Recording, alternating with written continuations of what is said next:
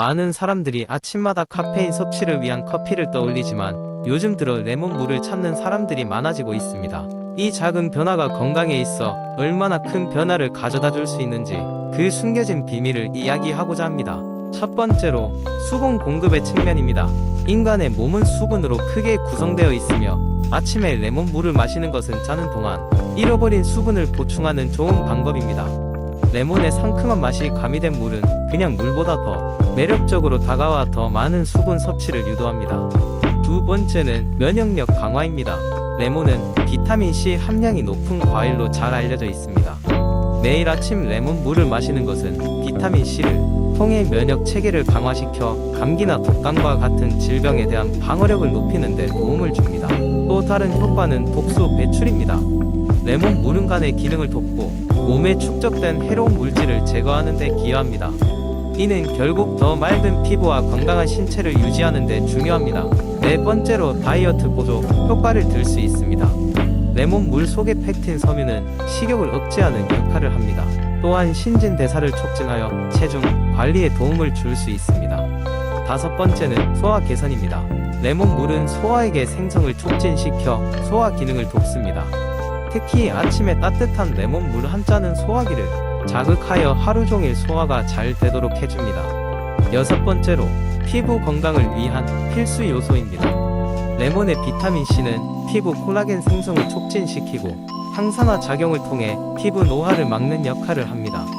마지막으로 기분의 향상을 가져옵니다. 레몬의 향은 아로마 테라피에서 긍정적인 기분을 유도하고 스트레스를 완화하는 데 사용됩니다. 아침에 레몬물로 하루를 시작하는 것은 자연스럽게 마음의 안정을 가져다 줄 수 있습니다. 이렇듯 매일 아침 레몬물을 마시는 것은 작은 변화지만 그 이점은 우리의 삶에 아주 긍정적인 영향을 미칠 수 있습니다. 이 보통의 과일이 가진 놀라운 잠재력을 통해 더 건강하고 활기찬 삶을 살아보세요. 두 번째 이야기. 저는 환경 보호에 관심이 많아 최근 플라스틱 용기의 위험성 과잉에 대한 대체제에 대한 이야기를 친구들과 나누게 되었습니다.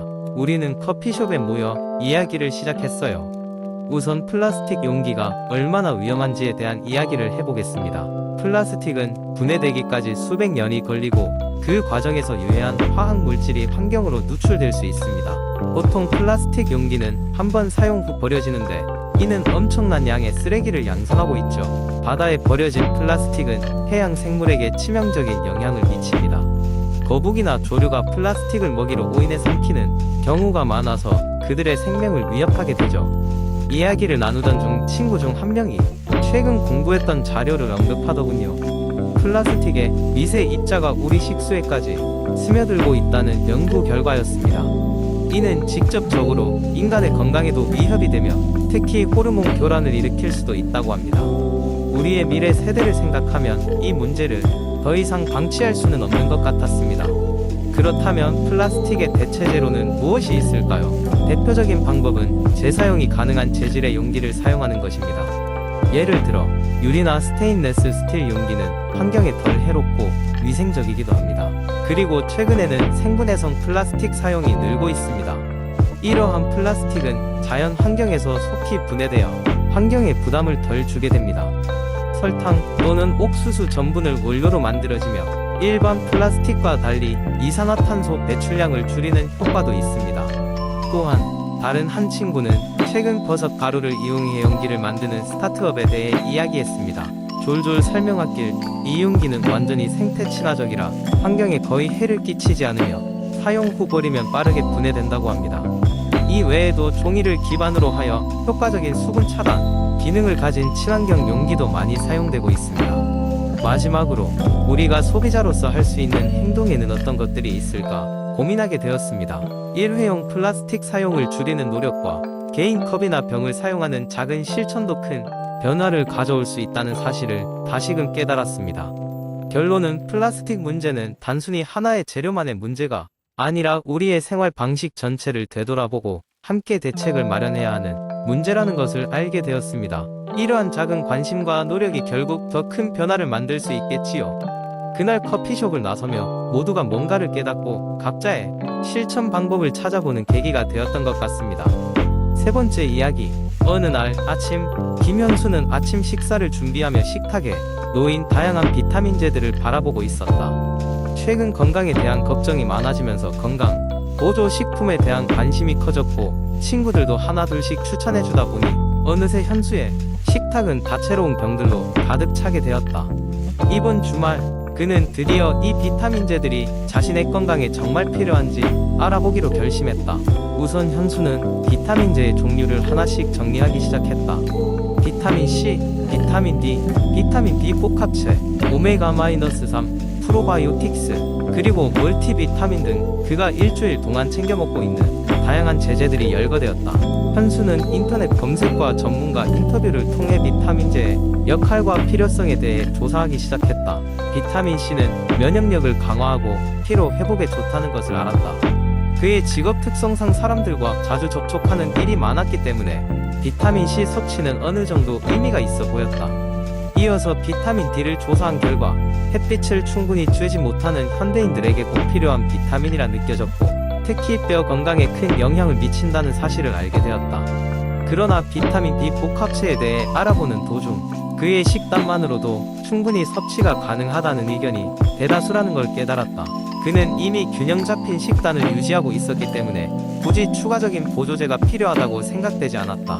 오메가-3 역시 마찬가지로 평소에 생선을 자주 섭취하는 현수에게는 꼭 필요한 보조제는 아니었다. 프로바이오틱스는 장 건강에 좋다는 이야기가 많았지만 과다 섭취 시 오히려 장내 균형을 무너뜨릴 수 있다는 경고도 있었다. 그는 일단 섭취를 중단하고 필요할 때에만 선택적으로 복용하기로 했다. 멀티비타민은 여러 비타민들을 종합해서 제공하지만 중복 섭취될 가능성이 큰 만큼 주의가 필요하다는 결론에 이르렀다. 현수는 이러한 정보를 바탕으로 자신의 비타민제 복용 계획을 전면 재조정했다. 불필요한 제제를 줄이고 정말 몸에 필요하다고 느껴지는 비타민만 복용하기로 한 것이다. 이를 지켜본 친구들은 현수의 결정에 관심을 보였고 비슷한 고민을 나누며 필요없는 비타민제를 정리하는 시간을 가졌다.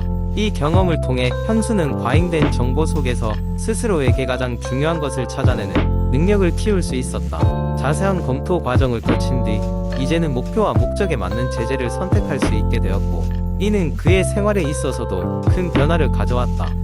무엇보다도 그는 건강과 관련된 결정을 독립적으로 판단할 수 있게 되어 더욱 자신감을 갖게 되었다. 네 번째 이야기, 아침은 하루의 시작을 알리는 중요한 기이다.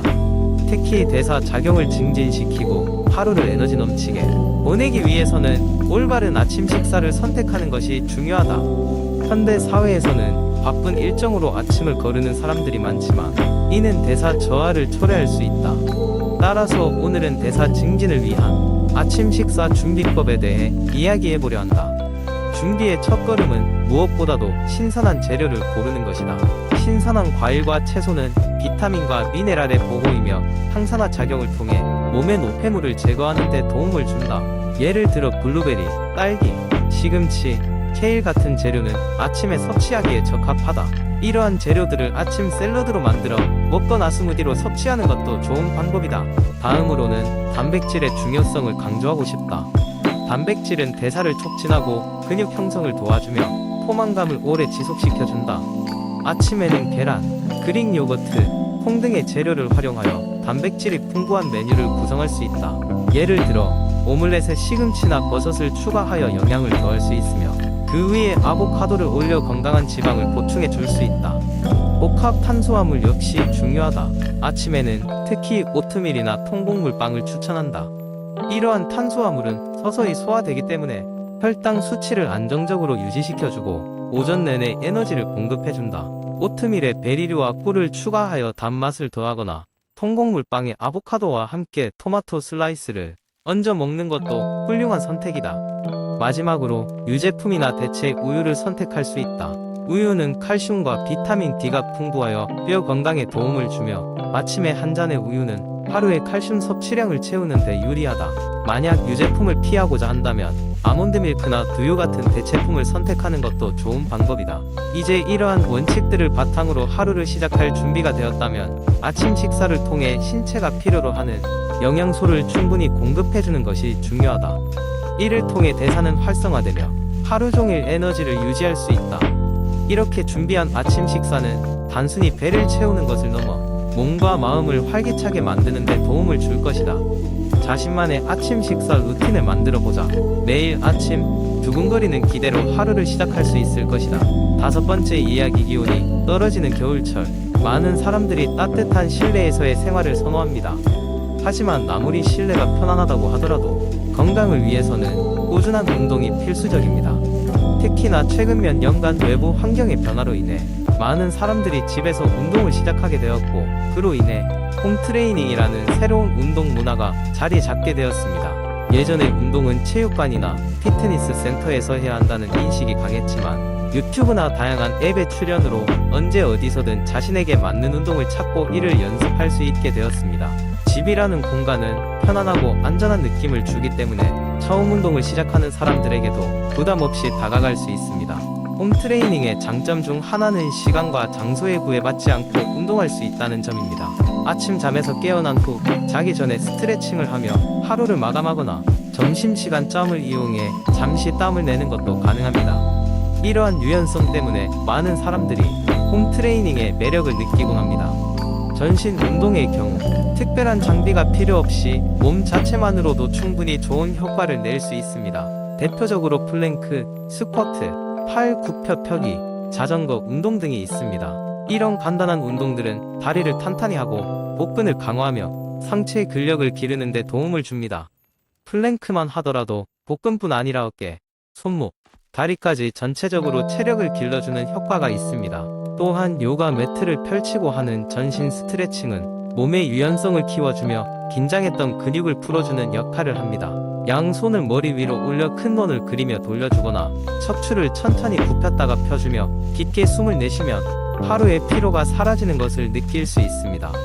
홈트레이닝이 주는 또 다른 큰 이점은 경제성입니다. 많은 경우 피트니스 센터 회원권 비용이 부담이 될 수 있습니다. 그러나 홈트레이닝을 위해 필요한 것은 매우 기본적인 운동 매트 정도로 추가적인 장비를 구비하지 않더라도 얼마든지 시작할 수 있습니다. 예를 들어 두꺼운 책을 남성들은 덤벨 삼아 써보기도 하고, 허리띠나 오래된 타이츠를 사용해 저항밴드로 활용하기도 합니다. 동기부여의 측면에서도 홈트레이닝은 여러가지 방법을 제공합니다. 온라인 커뮤니티에 가입해 서로의 운동 기록을 공유하거나 요가 챌린지를 통해 다른 참여자들과 소통하며 성취감을 느끼기도 합니다. 또한 앱을 통해 목표를 설정하고 이를 달성해가며 지속적인 흥미를 유지할 수도 있습니다. 마음의 평안과 신체 건강 모두를 추구하는 홈트레이닝은 분명 오래도록 지속할 수 있는 건강한 삶의 습관이 되어줄 것입니다. 꾸준한 전신 운동을 통해 힘찬 하루를 시작하며 더 나은 자신이 되어가는 과정을 즐길 수 있는 기회로 삼아보세요.